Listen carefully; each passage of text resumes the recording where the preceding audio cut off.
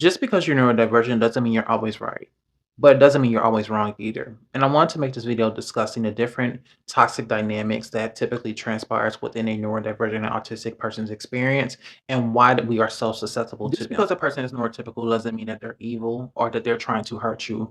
There's a lot of things that contribute to innate contrast when it comes to neurodiverse and neurotypical people relationships. And you have to understand that one of the primary factors that leads to a lot of attention that neurotypical and neurodivergent people typically have amongst their relationships is because of the threshold of discomfort and tolerance. Neurotypical people senses are not innately as heightened as a neurodivergent or autistic person. So their ability to tolerate things that are innately uncomfortable or discomforting is significantly higher in comparison to a person who is neurodivergent or autistic. Their ability to have sensory overload is innately different as well because the factors and the means for which it triggers is different, or the capacity for it is innately different. There's also a lot more acceptability when it comes to their ability to conform into social and hierarchical norms. The things that have already been defined and set in place, their capacity to exist in those spaces is innately way more compatible in comparison to a neurodivergent person. As a neurodivergent or autistic person, you have a strong desire to just exist in your own way that is authentic to you and your own unique needs as a neurodivergent autistic person. Another thing that leads to a lot of contrast is due to your significant difference when it comes to your ability to tolerate discomfort or things that are discomforting due to one of the primary systems a lot of neurodivergent autistic people experience, which is sensory overload. Neurodivergent or autistic people have significantly stronger senses on average than in comparison to a neurotypical person. And obviously, it's not a one size fits all. It differentiates depending on the neurodivergent or autistic person. It's not the same. It's no different than if we would compare other species. Something that will be considered tolerable to us when it comes to a smell may be considered revolting when it comes to something like a dog, because dogs' noses on average are significantly more stronger when it comes to smelling things than ours. And that's a different contrast when it comes to neurodivergent people. You may have significantly stronger hearing than your neurotypical counterpart, so you're much more susceptible to reach your capacity and to be overstimulated or to experience sensory overload in comparison. One of the primary factors that contribute to a lot of relationships failing or becoming toxic if they weren't already toxic is due to this initial tension and the lack of ability to properly communicate these things. You are not always wrong as a neurodivergent person, but you're not always right either. And it's important to learn how to identify these things so you can better be fair to yourself, your nervous system, and also be responsible and accountable when you need to be as well. Firstly, the best and most blunt way to identify if the relationship that you're existing in or have existed in is toxic is if you are the sole person doing the labor within said relationship. No relationship should have unreciprocated, nonstop labor from one party. If you are the sole person that's doing the compromise, that is not a healthy relationship. If you are the sole person understanding and being considerate, that is not a healthy relationship. If you are the sole person that is doing all these understandings and researches to create middle ground, that is not a healthy relationship. Point blank, period. Because if someone cares for you, their innate capacity to understand you is there. Their emotional capacity to be present with you in spite of your neurodivergent needs is there. And also, there's a willingness to participate and to create compromise with you to exist in a harmonious state as a relationship. If a person makes no effort to do those things, they don't care for you.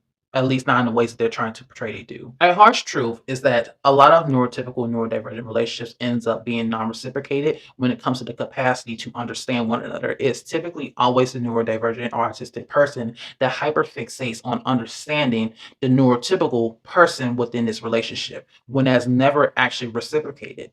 There's never actually any willingness or desire for a neurotypical person to research their neurodivergent friends' needs or things that they talk to them about. It typically goes in the ear and out the other because it does not conform into society, therefore it's not important.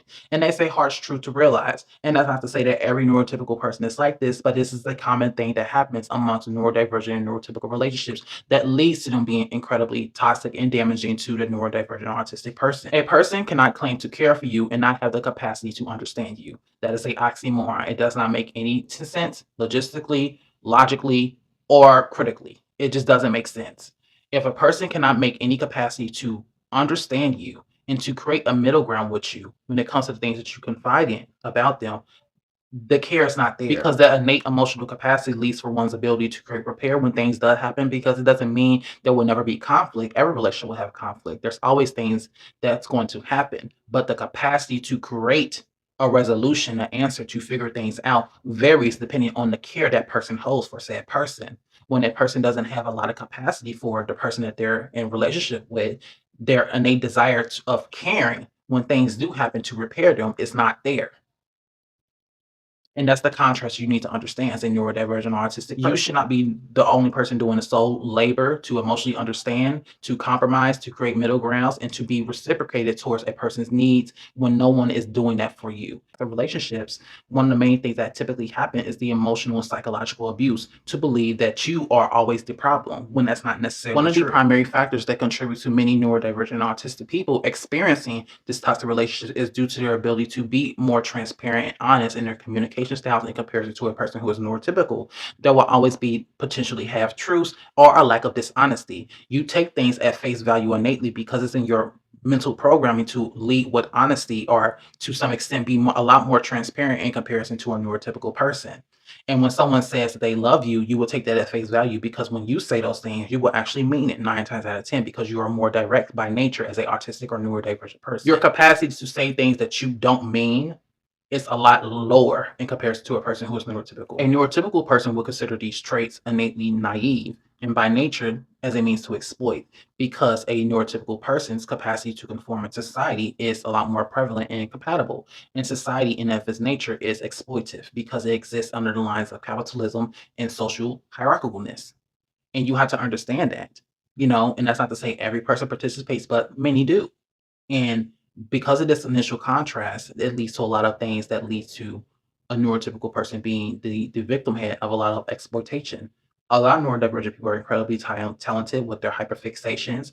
And one thing that typically happens is where a person who is neurotypical likes to benefit from the means of your hyperfixations, of your talents, your gifts, in contrast to whatever you go through without really having the capacity to process and hold space for you and your disability and your neurodivergent artistic needs. And there's also the nuance to understand that it may not even be a neurotypical person that's abusing you.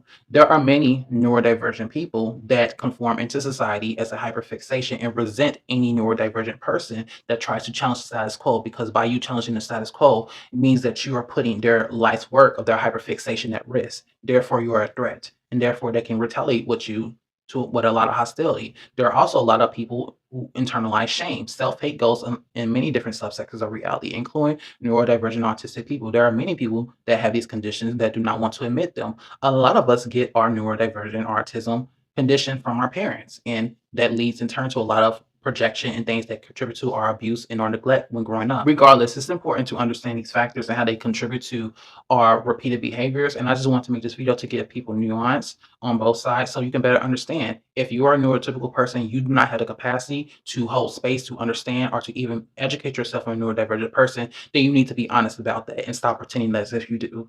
If you're neurodivergent, you need to understand how to identify these situationships so you can better just remove yourself because by you remaining in these relationships, you are portraying your nervous system entirely and you need to be fair to yourself as a neurodivergent person because society innately is very unfair to you. If you enjoyed, I'm going to be making a more in-depth video on this along with other things on my YouTube page, Whimsy for You. I'm going to be talking about the Witch series, America's Best Dance Crew, and some other fantasy things. If that sounds interesting to you, go give it a follow, subscribe. I'm going to be uploading the video later today. Take care. Bye.